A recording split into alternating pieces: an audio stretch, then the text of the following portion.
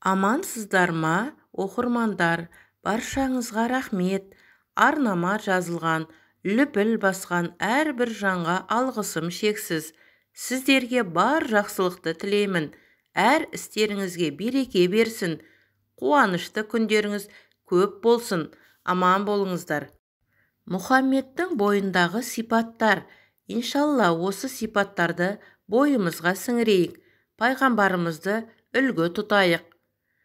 Көп сөйлемейтін, жаман сөз айтпайтын, өзгелермен ерегіспейтін, сөзі мен ісі сай келетін, әрқашан ойланып жүретін, берген уәдесіне берік болатын, салақтықты жаны қаламайтын, ешкімнің кемшілігін іздемейтін, сыпайы және кішіпейіл болатын, туған туыстарын құрмет тұтатын, адал болған азықты алып жейтін, ретсіз не болса соны сөйлемейтін, әрдайым байсалдылық танытатын, дүние істеріне бола ашуланбайтын, көрші ақысына қатты көңіл бөлетін, жүрегі өте жұмсақ, сезімтал болатын, өлшеп берген өмірді сүруден еш шаршама, құлазыған көңілден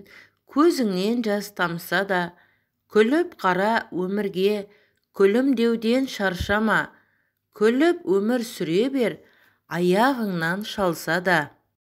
Айтқан сөзге тұрмаған, жаман емей немене, сұрағанды бермеген, сараң емей немене, кісі ақысын көп жеген, арам емей немене. Ашу боран секілді, біраз уақыттан кейін басылады, бірақ оған дейін көп бұтақты сындырып үлгереді. Тәкаппарлықты жеңген адам сүйкімді болады, ашу ызаны жеңген адам көңілді болады, аш көздікті жеңген адам бақытты болады, нәпсіні жеңген адам ақылды болады. Бұл өмірде біреудің жүзігі алтын болар, арғы өмірде біреудің жүзі жарқын болар. Бұл өмірде біреудің жан жақта үйі болар, арғы өмірде біреуге жәннаттан үй бұйырар. Бұл өмірде біреулер шарабын ішер ұнатқан, арғы өмірде біреулер су ішер кәусар бұлақтан. Бұл өмірде біреулер аралды арман етер, арғы өмірде біреуге фирдаус болар мекен.